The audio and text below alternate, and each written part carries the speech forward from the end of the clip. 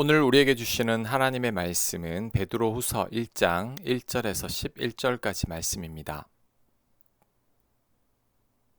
말씀 들어가기 전에 베드로후서는 베드로가 자신의 죽음을 예견하고 소아시아 지역에 적은 두 번째 편지입니다.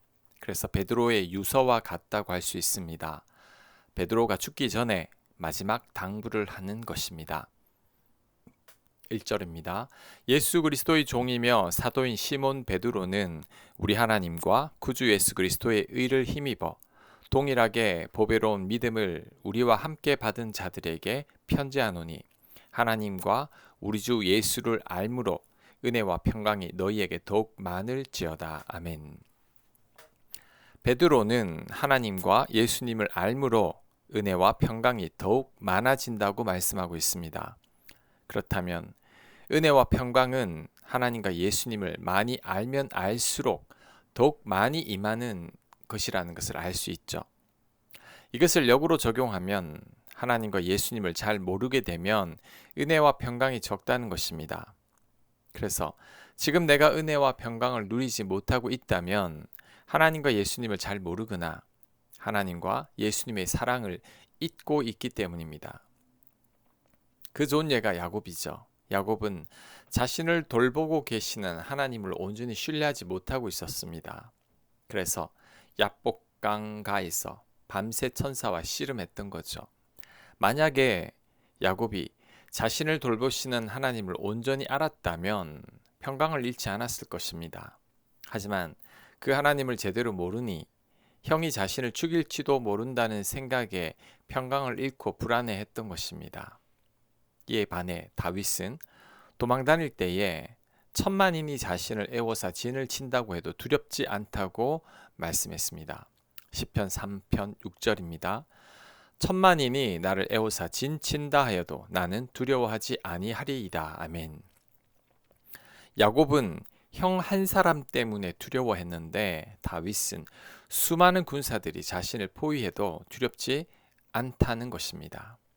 그 원동력이 어디에 있을까요? 자신을 돌보시는 하나님을 잘 알고 있었기 때문이죠. 그 하나님에 대한 확신이 수많은 군사들의 포위 속에서도 평강을 잃지 않게 한 것입니다. 지금 평강과 은혜 가운데 살고 있습니까? 나를 사랑하시는 하나님을 잘 알고 있기 때문입니다. 그 하나님을 믿기 때문에 평강한 것이죠. 반대로 평강과 은혜를 놓치고 있습니까? 기쁨이 없고 불안과 염려가 가득합니까? 나를 돌보시는 하나님 은혜와 나를 사랑하사 나를 위해 죽으신 예수님의 십자가 사랑을 망각한 것이죠. 그 사랑과 은혜가 없으니 평강과 은혜가 없고 불안한 것입니다. 은혜와 평강이 없을 때 십자가 사랑을 묵상해야 합니다. 나를 사랑하사 죽기까지 희생하신 사랑이죠. 그 사랑을 제대로 안다면 내가 잘못되는 일은 없다는 것을 확신할 것입니다. 지금까지 돌봐주신 하나님의 은혜도 묵상해야 합니다. 지금까지 살아오는 동안 겪었던 많은 위기와 환난을 생각하고 그때마다 임했던 하나님의 돌보심을 묵상해야 합니다. 그럴 때 하나님에 대한 확신이 차오를 것입니다. 그러면서 은혜와 평강을 되찾게 되는 거죠. 아는 만큼 보인다는 말이 있죠. 하나님을 아는 만큼 하나님의 은혜가 보입니다. 예수님을 아는 만큼 예수님의 평강도 보입니다.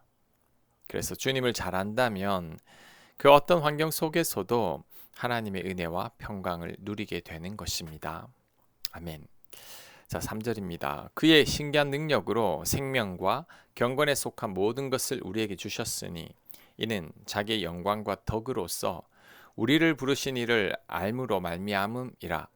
이로써 그 보배롭고 지극히 큰 약속을 우리에게 주사 이 약속으로 말미암아 너희가 정욕 때문에 세상에서 썩어질 것을 피하여 신성한 성품에 참여하는 자가 되게 하려 하셨느니라. 아멘.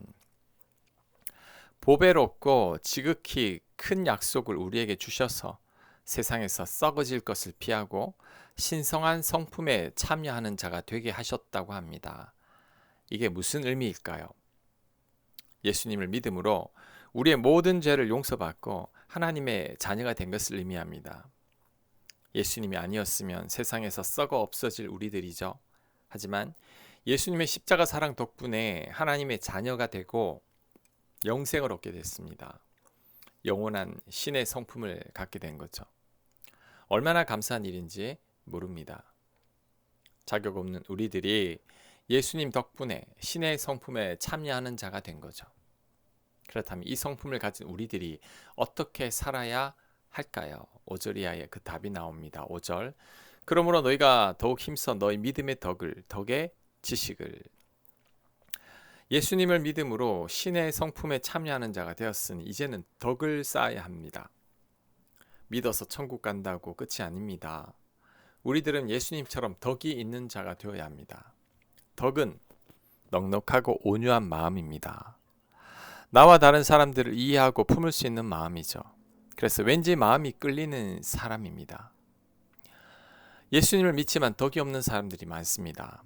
예수님을 믿었지만 여전히 깐깐하고 냉정하고 가까이 하기 싫은 사람이 있습니다. 이것은 가짜 믿음이거나 미숙한 믿음입니다.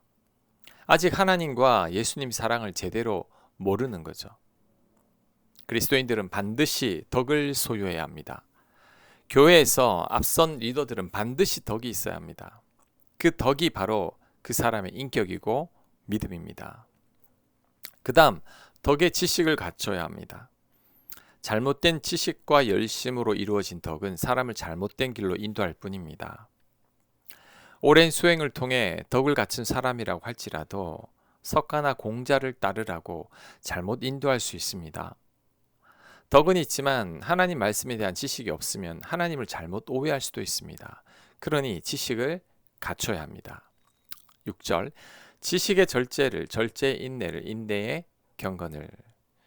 자, 지식도 중요하지만 절제도 중요합니다. 아무리 많이 알아도 절제하지 못하면 죄악의 길로 가게 됩니다. 솔로몬은 지혜와 지식이 넘치는 사람이었지만 절제하지 못했습니다. 하나님 말씀은 여자, 말, 은금을 절제하라고 했지만 솔로몬은 셋 다 절제하지 못했습니다. 결국 말년에 하나님을 떠나고 말았죠. 그러니 지식과 더불어 절제도 갖춰야 합니다. 그리고 절제를 위해서는 인내도 필요합니다. 한 번의 절제로 다 되는 게 아니죠. 인내가 없으면 절제하다가도 언젠가는 무너져 버리고 맙니다. 마가가 바울과 첫 번째 선교 여행을 떠났다가 중도에 포기한 것은 인내에 실패했기 때문이죠. 그래서 절제하기 위해서는 지속적인 인내가 필요합니다. 그래야 절제를 완성할 수 있는 거죠.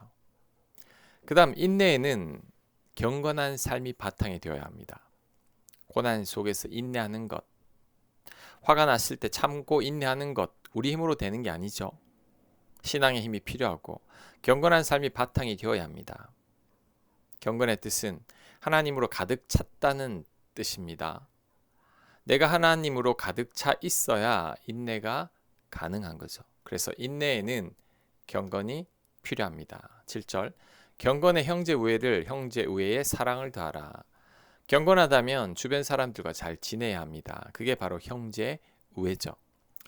경건의 모습은 갖추고 있지만 주변 사람들과 좋은 관계 속에 있지 못하다면 그 경건은 외식에 불과합니다. 아무리 외적으로 경건하다고 해도 내 곁에 사람들과 좋은 관계 속에 있지 못하다면 나의 경건은 헛것이죠.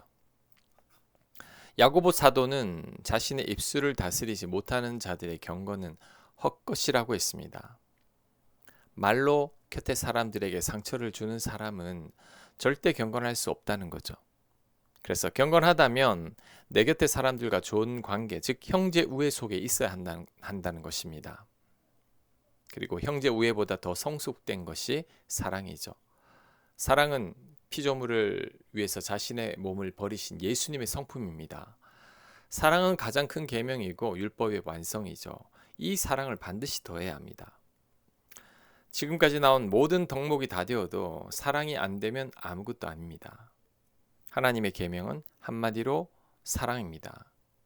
내 안에 사랑이 없으면 아무런 소용이 없죠. 가장 중요한 것이 사랑입니다.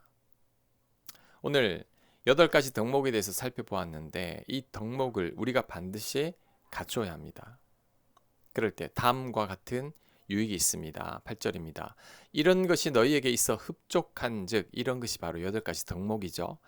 너희로 우리 주 예수 그리스도를 알기에 게으르지 않고 열매 없는 자가 되지 않게 하려니와 이런 것이 없는 자는 맹인이라 멀리 보지 못하고 그의 옛 죄가 깨끗하게 된 것을 잊었느니라. 자, 8가지 덕목이 흡족할 때 열매 맺는 신앙생활을 하게 된다고 합니다. 그런데 이 덕목을 소유하지 못하게 되면 맹인과 같다고 합니다. 또한 예수님께 용서받은 은혜를 망각한 것이라고 합니다. 8가지 덕목 중에서 나에게 부족한 게 무엇인지 잘 성찰해 봐야 합니다. 이게 없으면 8가지 덕목이 부족하면 영적인 맹인이고 은혜를 망각한 것이라는 것을 반드시 명심해야 합니다. 이 8가지 덕목을 갖추어야 열매를 맺게 됩니다. 10절 그러므로 형제들아 더욱 힘써 너희 부르심과 택하심을 굳게 하라. 너희가 이것을 행한즉 언제든지 실족하지 아니하리라. 이같이 하면 우리 주 구주 예수 그리스도의 영원한 나라에 들어감을 넉넉히 너희에게 주시리라. 아멘. 우리가 실족하지 않는 비결에 대해서 설명하고 있습니다. 위에 8가지 덕목을 갖추는 거죠. 믿음과 덕과 지식과 절제와 인내와 경건과 형제 우애와 사랑입니다. 이것만 갖추고 있어도 절대 실족한 일이 없다고 합니다. 스스로가 잘 실족하고 시험에 듭니까? 사소한 일들의 상처를 받아서 힘들어합니까? 위 8가지 덕목을 갖추지 못했기 때문입니다. 위 8가지 덕목을 암송하고 항상 스스로를 잘 점검해 봐야 합니다. 그래서 8가지 덕목을 완전히 갖춰야 합니다. 그럴 때 실족하지 않을 것이고 시험에 드는 일도 없을 것입니다. 그래서 하나님 나라에 넉넉하게 들어간다고 합니다. 이 말은 하나님 앞에 서게 될 때 전혀 부끄럽지 않을 것이라는 말씀입니다. 꼭 그러한 자가 되시길 간절히 축복합니다. 그러기 위해서는 8가지 덕목을 반드시 갖춰야 합니다. 아멘. 묵상과 적용 질문입니다. 지금 하나님의 은혜와 평강 가운데 거하고 있습니까? 주님을 잘 알지 못할 때 은혜와 평강을 잃게 된다는 것을 묵상해 보시기 바랍니다. 은혜와 평강 가운데 거하기 위해서 내가 주님에 대해서 더 알아야 할 것은 무엇입니까? 기도합니다. 하나님을 더 많이 알게 하옵소서. 십자가 사랑을 더 깊이 알게 하옵소서. 하나님의